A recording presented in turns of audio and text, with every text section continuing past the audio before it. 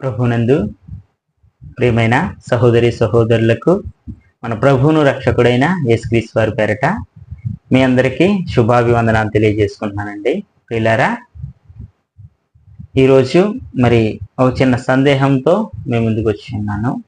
యోహాను సువార్త 1వ అధ్యాయము 1వ వచనం, ఆదియందు వాక్యము ఉండెను, వాక్యము దేవుని యొద్ద ఉండెను, వాక్యము దేవుడై ఉండెను.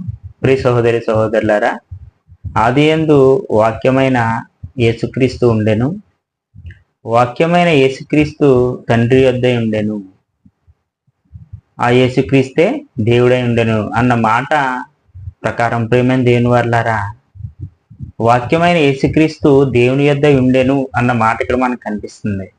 అయితే నాకు వచ్చిన చిన్న సందేహం ఏంటంటే, దేవుని యొద్ద ఉన్న వాక్యమైన యేసుక్రీస్తు దేవుడు వీళ్ళిద్దరూ ఎక్కడ ఉన్నారు?